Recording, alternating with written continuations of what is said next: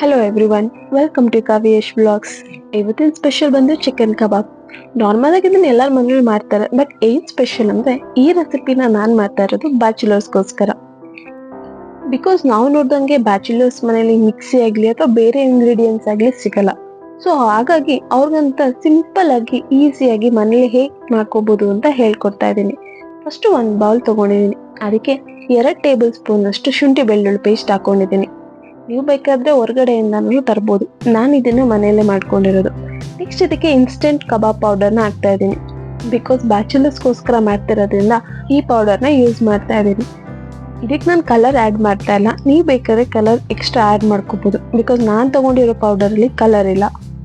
Next ಇದಕ್ಕೆ ನಾನು 1 table spoon ಅಷ್ಟು ಅಕ್ಕಿ ಹಿಟ್ಟು ಹಾಕೋತಾ ಇದ್ದೀನಿ, ಕ್ರಿಸ್ಪಿ ಚೆನ್ನಾಗಿರುತ್ತೆ ಅಂತ. ನೆಕ್ಸ್ಟ್ 2 ಟೇಬಲ್ ಸ್ಪೂನ್ ಅಷ್ಟು ಕಾರ್ನ್ಫ್ಲೋರ್ ತಗೋತಾ ಇದ್ದೀನಿ. ಬೈಂಡಿಂಗ್ ತುಂಬ ಚೆನ್ನಾಗಿರುತ್ತೆ, ಕೋಟಿಂಗ್ ಚೆನ್ನಾಗಾಗುತ್ತೆ. ಸೊ ಅದಕ್ಕೋಸ್ಕರ ಇದನ್ನ ಆ್ಯಡ್ ಮಾಡ್ಕೊಂಡಿದ್ದೀನಿ. ಇದಕ್ಕೆ ನಾನು ಯಾವುದೇ ರೀತಿಯಲ್ಲೂ ನೀರು ಯೂಸ್ ಮಾಡ್ತಾ ಇಲ್ಲ. ಸೊ ಹಾಗಾಗಿ ಮೊಟ್ಟೆ ಯೂಸ್ ಮಾಡ್ತಾ ಇದ್ದೀನಿ. ಇದಕ್ಕೆ 2 ಮೊಟ್ಟೆ ತೊಗೊಂಡಿದ್ದೀನಿ. ನಾನು ಯೂಶಲಿ ಇದಕ್ಕೆ ಮಾಡ್ತಾ ಇರೋದು 1 kg ಚಿಕನ್ಗೆ ಆಗೋಷ್ಟು. ನೀವು ಈ ಮೆಷರ್ಮೆಂಟಲ್ಲೇ ಎಲ್ಲನೂ ತೊಗೊಂಡ್ರೆ ಚೆನ್ನಾಗಿರುತ್ತೆ. ಅಕ್ಕಿ ಹಿಟ್ಟು ನಾರ್ಮಲ್ ಆಗಿ ಎಲ್ಲರ ಮನೇಲೂ ಇರುತ್ತೆ. ಇನ್ನು ಕಾರ್ನ್ಫ್ಲೋರ್ ಒಂದು ಇರಲ್ಲ ಅಷ್ಟೇ. ಸೊ ಅದನ್ನ ನೀವು ಬೇಕಾದ್ರೆ 50 ಗ್ರಾಮ್ಸ್ ಅಥವಾ 100 ಗ್ರಾಮ್ಸ್ ನೀವು ಅಂಗಡಿಲಿ ಹೋಗಿ ತೊಗೋಬೋದು. ನೆಕ್ಸ್ಟ್ ಇದಕ್ಕೆ ಒಂದು ನಿಂಬೆಹಣ್ಣು ತೊಗೊಂಡಿದ್ದೀನಿ. ಒಂದು ಫುಲ್ ನಿಂಬೆಹಣ್ಣು ಹಾಕೊಳ್ಳಿ, ಟೇಸ್ಟ್ ಚೆನ್ನಾಗಿರುತ್ತೆ. ನೆಕ್ಸ್ಟ್ ರುಚಿಗೆ ತಕ್ಕಷ್ಟು ಉಪ್ಪು ಹಾಕೊಳ್ಳಿ, ನೋಡ್ಕೊಂಡು ಹಾಕೊಳ್ಳಿ. ಬಿಕಾಸ್ ಕಬಾಬ್ ಪೌಡರಲ್ಲಿ ಆಲ್ರೆಡಿ ಉಪ್ಪು ಹಾಕಿರ್ತಾರೆ. ಸೊ ಇದನ್ನು ನೋಡಿಕೊಂಡು ನೀವು ಹಾಕೋಬೇಕು. ನೆಕ್ಸ್ಟ್ ಇದನ್ನು ಗಂಟಿಲ್ದಂಗೆ ನೀಟಾಗಿ ಮಿಕ್ಸ್ ಮಾಡ್ಕೊಳ್ಳಿ.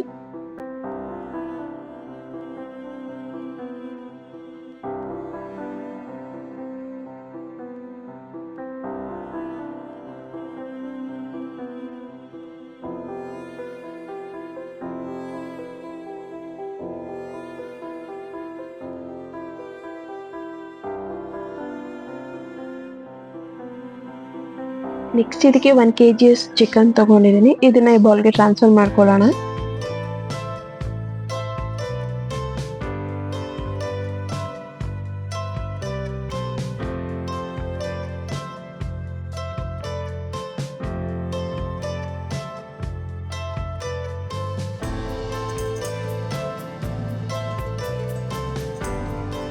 ಚಿಕನ್ ಇದಕ್ಕೆ ಹಾಕಿದ್ಮೇಲೆ ಕಂಪ್ಲೀಟಾಗಿ ಮಿಕ್ಸ್ ಮಾಡ್ಕೊಳ್ಳಿ. ಸ್ವಲ್ಪ ಖಾರ ಕಮ್ಮಿ ಆದರೆ 1 ಟೇಬಲ್ ಸ್ಪೂನ್ ಅಷ್ಟು ನಾನು ರೆಡ್ ಚಿಲ್ಲಿ ಪೌಡರ್ ಯೂಸ್ ಮಾಡ್ತಾ ಇದ್ದೀನಿ. ಖಾರಗೋಸ್ಕರ ಸ್ವಲ್ಪ ಖಾರ ಕಮ್ಮಿ ಇತ್ತು. ಸೊ ಅದಕ್ಕೋಸ್ಕರ ನೀವು ಈ ಟೈಮಲ್ಲಿ ರುಚಿ ಅಥವಾ ಖಾರ ಎಲ್ಲ ನೋಡಿಕೊಂಡು ಹಾಕೋಬೇಕು.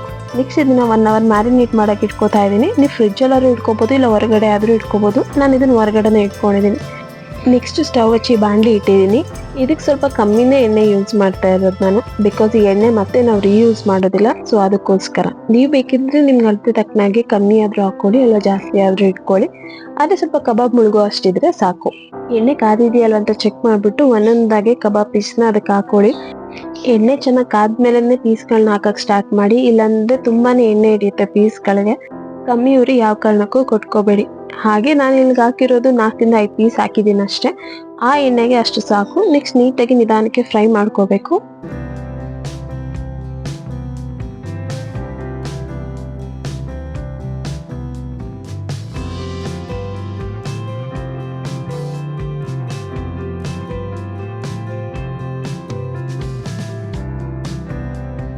ಸೊ ಈಗೆಲ್ಲ ಆಗಿದೆ.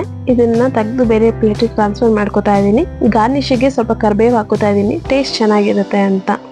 ಬೆಂಗಳೂರು ವೆದರ್ ಚಳಿ ಇರೋದಕ್ಕೂ ಮಳೆ ಬರ್ತಿರೋದಕ್ಕೂ ಇದು ಒಳ್ಳೆ ರೆಸಿಪಿ ಅಂತಾನೆ ಹೇಳ್ಬೋದು. ನೋಡಿ ಎಷ್ಟು ಕ್ರಿಸ್ಪಿ ಆಗಿದೆ ಮತ್ತು ಒಳಗಡೆ ಎಷ್ಟು ಸಾಫ್ಟಾಗಿ ಬೆಂದಿದೆ ಕೂಡ.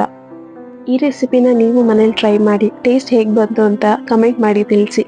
ಹಾಗೆ ಈ ವಿಡಿಯೋ ನಿಮ್ಗೆ ಇಷ್ಟ ಆಗಿದ್ರೆ ಲೈಕ್ ಮತ್ತು ಶೇರ್ ಮಾಡಿ. ಹಾಗೆ ಸಬ್ಸ್ಕ್ರೈಬ್ ಆಗೋದನ್ನ ಮಾತ್ರ ಮರಿಬೇಡಿ. Thank you.